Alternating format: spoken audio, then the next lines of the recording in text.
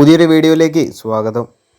Round of 16 വരുമ്പോൾ അർജന്റീനയോടെ അടുത്ത മത്സരം വരുന്നത് ഈജിപ്റ്റായിട്ടാണ്. നിലവിൽ ലഭിച്ചിരിക്കുന്ന വാർത്തയനുസരിച്ച് വരുന്ന ഈജിപ്തിനെതിരെയുള്ള മത്സരത്തിൽ അർജന്റീന ടീമിൽ ചില മാറ്റങ്ങളെല്ലാം ഉണ്ടായേക്കും. കഴിഞ്ഞ കാബോ വെർദക്കെതിരെയുള്ള മത്സരത്തിൽ അർജന്റീന ടീമിൽ ചില പിഴവുകളെല്ലാം കണ്ടിരുന്നു. എന്തുകൊണ്ടും കയ്യടി അർഹിക്കുന്നൊരു പ്രകടനം കാഴ്ചവെച്ചാണ് വേൾഡ് കപ്പിൽ നിന്നും കാബോ വെർദെ പുറത്താവുന്നത്. അടുത്ത മത്സരത്തിലേക്ക് വരുമ്പോൾ അർജന്റീനയുടെ ലെഫ്റ്റ് ബാക്ക് പൊസിഷനിൽ മാറ്റമുണ്ടായേക്കും. കഴിഞ്ഞ മത്സരത്തിൽ മെഡീനയുടെ പ്രകടനം അത്ര പോരായിരുന്നു. അതുകൊണ്ട് തന്നെ അടുത്ത മത്സരത്തിലേക്ക് വരുമ്പോൾ ടാഗ്ലിയാഫിക്കോ സ്റ്റാർട്ട് ചെയ്യാനുള്ള ചാൻസ് ഉണ്ട്.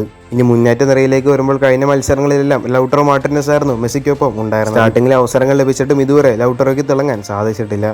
ഒരുപക്ഷെ അടുത്ത മത്സരത്തിൽ അൽവാറസ് ആയിരിക്കും മെസ്സിക്കൊപ്പം സ്റ്റാർട്ട് ചെയ്തേക്കുക. അതുപോലെ തന്നെ മിഡ്ഫീൽഡിൽ ലിയനാർഡോ പരേഡസും നിക്കോ ഗോൺസാലസും ഉണ്ടാവാനുള്ള ചാൻസ് ഉണ്ട്. എന്തായാലും അടുത്ത മത്സരത്തിലേക്ക് വരുമ്പോൾ മാറ്റങ്ങൾ എന്തായാലും ഉണ്ടായേക്കും. കഴിഞ്ഞ മത്സരമൊക്കെ വെച്ച് നോക്കുമ്പോൾ അർജന്റീന ഒരുപാട് മെച്ചപ്പെടേണ്ടതുണ്ട്. അടുത്തൊരു വാർത്ത, ഇന്ന് ബ്രസീലിൻ്റെ മത്സരമാണ്. റൗണ്ട് ഓഫ് 16 നോർവേക്കെതിരെയുള്ള മത്സരത്തിനായി ബ്രസീൽ ഇന്ന് കളത്തിലിറങ്ങുകയാണ്. എന്തുകൊണ്ടും മികച്ച ഫോമിൽ തന്നെയാണ് നിലവിൽ ബ്രസീലുള്ളത്.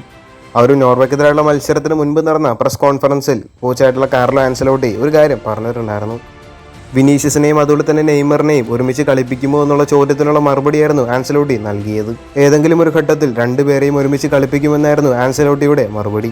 നെയ്മർക്കും വിനീഷ്യസിനും ഒരുമിച്ച് കളിക്കാൻ കഴിയുമെന്നും ആൻസലോട്ടി പറയുകയുണ്ടായി. ടീമിലെ രണ്ട് സൂപ്പർ താരങ്ങൾ ഒരുമിച്ച് കളിക്കുന്നത് കാണാനായി കാത്തിരിക്കുകയാണ് ബ്രസീൽ ആരാധകർ. നല്ല ആത്മവിശ്വാസത്തോടെ തന്നെയാണ് ബ്രസീൽ ഇന്ന് നോർവേയെ നേരിടാനായിട്ട് പോകുന്നത്. ഇന്ത്യൻ സമയം 1:30 മത്സരം ആരംഭിക്കുന്നത്. മാത്രമല്ല സൂപ്പർ താരം നെയ്മർ ഇന്ന് സ്റ്റാർട്ട് ചെയ്യുമെന്ന് തന്നെയാണ് പ്രതീക്ഷിക്കുന്നത്. കൂടുതൽ ഫുട്ബോൾ വാർത്തകൾ അറിയാനായിട്ട് ചാനൽ സബ്സ്ക്രൈബ് ചെയ്യുക. അടുത്തൊരു വീഡിയോ ആയിട്ട് നമുക്ക് വീണ്ടും കാണാം.